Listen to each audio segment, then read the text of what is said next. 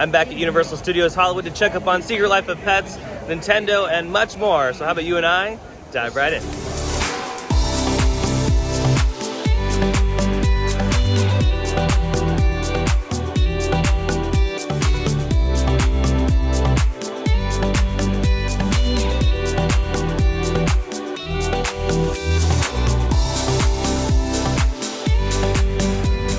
All right, here at the front of the park, you can see that they're working on some of the turnstiles, working on some over there as well. But I wonder if they're gonna get rid of the fingerprint scanners. They've been using fingerprint scanners for quite some time here at the park.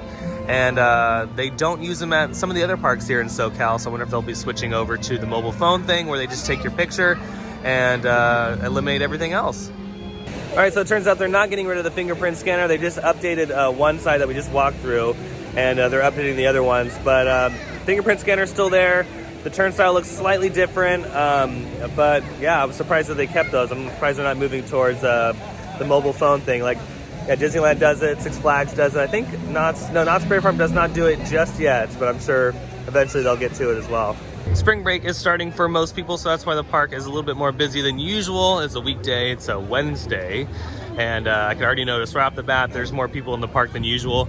But like I said, it's because of spring break, and you'll see this all the way up through April.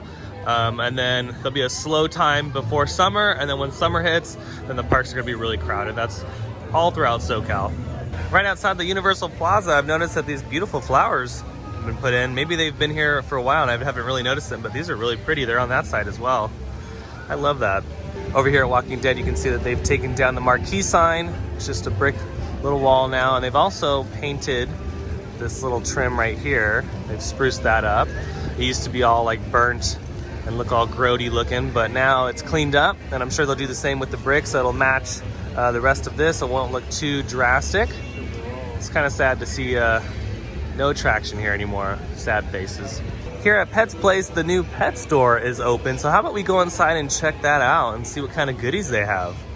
All right, so here inside the pet store, they have plenty of plush. They have all the characters from the movie. They have shirts, sweaters, tumblers, little ears. Look at these, those are kind of neat. How much are they, by the way? Let's see. They are $18, pretty average. And they are soft, by the way. They have more t-shirts up there. This must be the exit of the attraction. You can see right up there. You can kind of hear it ever so slightly, but probably walk down in here and right into the gift shop. Exit to the gift shop. They have a Snowball Plush here, and you can buy the costume separately. The costume is $16. And how much is the plush by itself? It is $24.95. And over here in the corner, you can adopt a pup, so you can pick out one of the plushes you want, pick out an outfit, and you're good to go. You can even have a little carrying bag. Look at that. How neat is that? I think that's actually a really good idea. I think this is gonna be extremely popular, especially when the ride opens up and you have people circulating through this more often. This will be definitely one of those go-to spots for people. Overall, I think the merchandise in here is actually pretty nice quality. They have pretty much of a variety of everything. They have mugs, shirts, hats, bands. They have the plush over here. They have everything. It's actually pretty neat. And they did a good job at like the crown molding and the paint scheme in here. It's all nice and clean. They have the textures on the wall. They did a good job. For a nice little like quaint little store, thumbs up. I do love how they've themed all these little shops on the old Baker Street facades and on the new Secret Life of Pets facades. It's really nice. And of course, there's Easter eggs all over the place like this one. Look at that, it's protected by CyberDye. Y'all remember that? And as far as the entrance of Secret Life of Pets, looks like they've added a new character on the marquee sign. Max is sitting right there next to where it says Secret Life of Pets, right above the door where you enter the attraction, which is really cool. And again, there's just all these little details that they're adding as we approach the opening date here on March 27th. And then as far as the new Minions Cafe, it looks like they are adding even more details on the facade, which is awesome. Do you like the little like plastic pieces they put on either side? The orange and teal color, and they've also added some trim around the windows and the Minion paintings, which is really, really cool. I do love when it rains because it reveals the beautiful valley and this gorgeous view that we can see. As we pan down towards the Super Nintendo project that's speculated to go right next to Transformers, you can see that concrete has been poured on the left-hand side of the project that hasn't really seen too much movement besides that skeletal structure that still stands, but starting to see some more concrete, so that means that the foundation work that they were doing earlier in the week has been completed, and that next step to pour is ongoing. And it looks like they'll be finishing that as they pour closer towards the main show building that's supposed to hold the bigger attraction. And as far as that big show building that's supposed to be housing the Mario Kart attraction, same story as the past couple weeks, and they're just covering up the building along the sides. We'll go on the studio tour to get a better look at that on the backside. And they're installing a bunch of stuff on the top of the building, a lot of HVAC stuff. And then you can see towards the right-hand side of that building that they are finishing up that structure that's on top, and maybe they'll start another layer, because if we're comparing this to Japan, there is definitely multiple layers within this whole entire new space. And like I said in the last video, I think that entire retaining wall is going to go around the perimeter of this new space, just like Japan, so it'll be incredibly immersive, and you won't be able to see the sight lines in the lower lot, because the sight lines downstairs are pretty crazy. That's why when they did Jurassic World, they built that opening segment that was covered, because before you can see all of Super Silly Funland in the parking structure. So I'm assuming they're going to do the same kind of thing for the Nintendo project and cover up as much of that sight line as they can, so you're fully immersed in the world of Nintendo. And for those wondering, yes, they do have hand sanitizer stations all throughout the park, so it's super easy to clean your hands. I suggest washing your hands as well then doing this, because you want to get all the dirt and all the grimy stuff off your hands as well. But yes, they have plenty of these around the park. Alrighty, how about we take a ride on the studio tour? And look, they have all the pretty flowers over here as well. This is nice.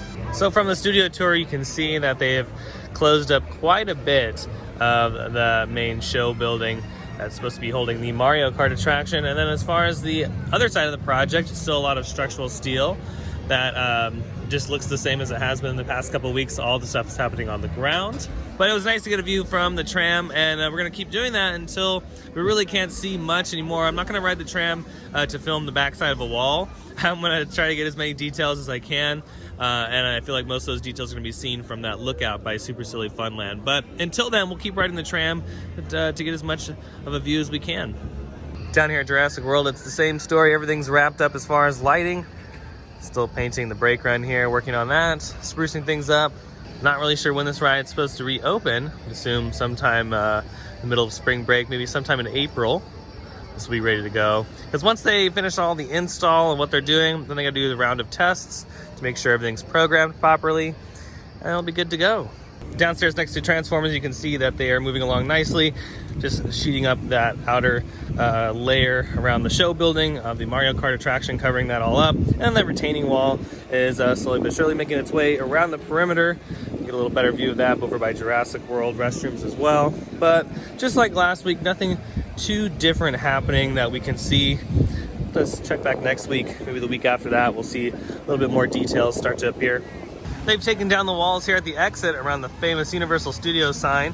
Looks like they just cleaned up the fountain a bit, re-glazed the tile right here, spruced up the sign so it looks all nice and shiny. Literally, it is shining bright like a diamond over here. I'm glad they've kept this sign. It's just such a classic sign. And when you think of Universal Studios Hollywood, you definitely think of this marquee right here.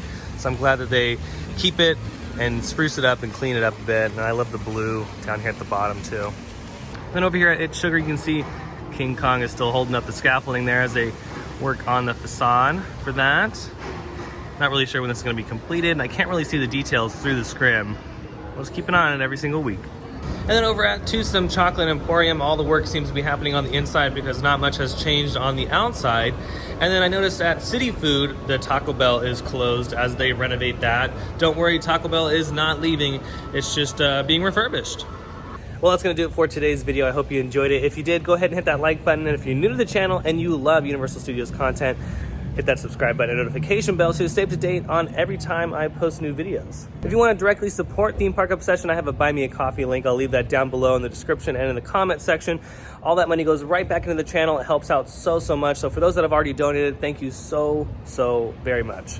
Also, be sure to check out my Instagram page at Theme Park Obsession. I post there all the time, and sometimes I post content there that I normally don't post here on YouTube. But other than that, I hope you have a beautiful day, and I'll see you next time in the parks. Bye.